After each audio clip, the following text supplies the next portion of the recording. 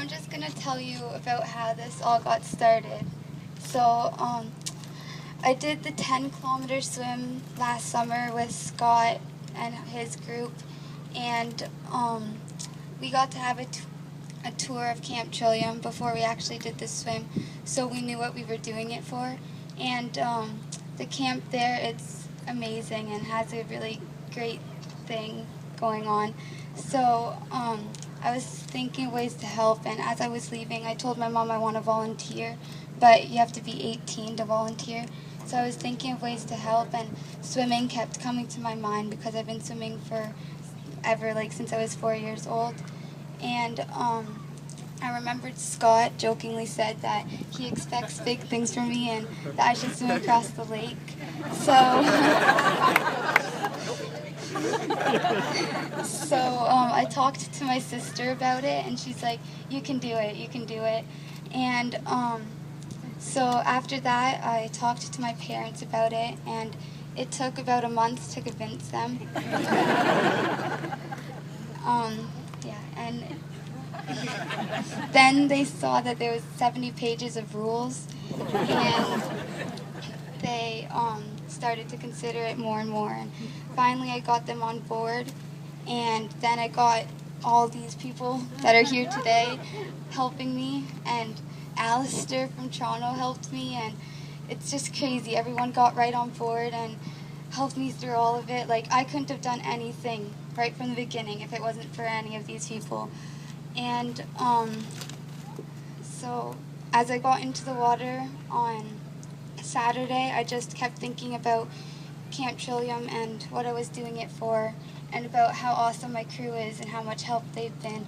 And I didn't want to give up when I thought about how much the kids at Camp Trillium have been through and what they have to go through their entire lives. So as I got swimming, it was really good for the first bit, but then it started getting wavy during the night. It was like 4 or 5 feet waves, and it started to get tougher and tougher, but my coach and my swim master kept urging me to keep going, and Dave and Wally and the other Zodiac kept saying, "You can do it, you can do it," and my kayakers kept saying, "I can do it." And then Lisa told me to remember what I was doing it for, and I kept going. And then finally, when the light came and I was able to have a pacer, Nancy first, she makes faces and everything.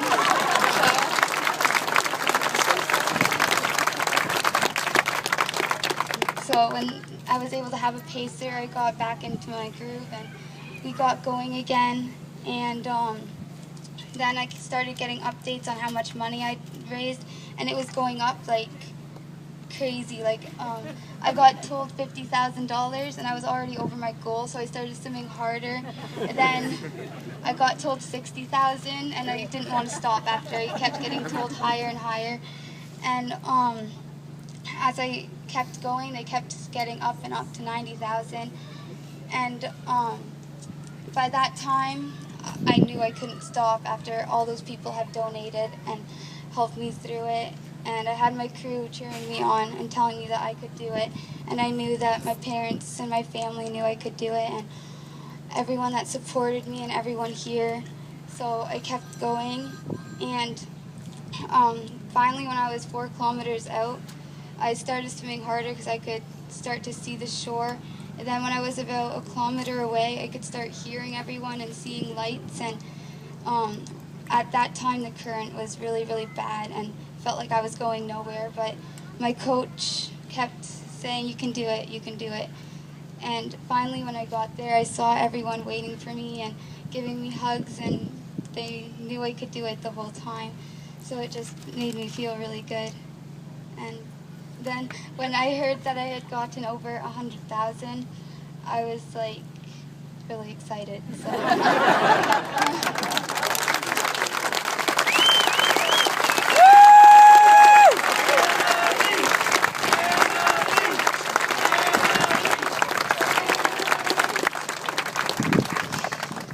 Okay, just a little bit more. I'd like to thank everyone for coming tonight and supporting and believing in me.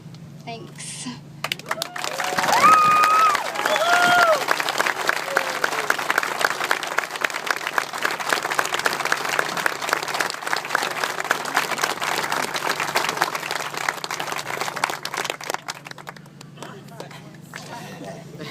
Pretty hard act to follow, folks. What do I say?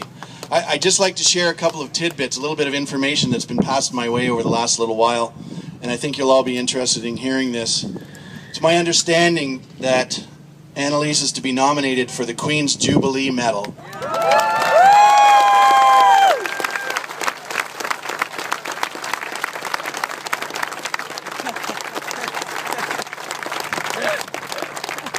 For those of you who don't know what the Queen's Jubilee Medal is, I'll tell you. This medal goes to Canadians who've made a significant contribution to their fellow citizens, their community, or to Canada. So congratulations on that nomination.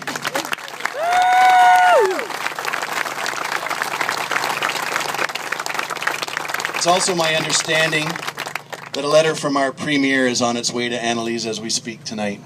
So that's also exciting news. And I just want to share a little story with you that touched my heart, and I hope it touches your heart.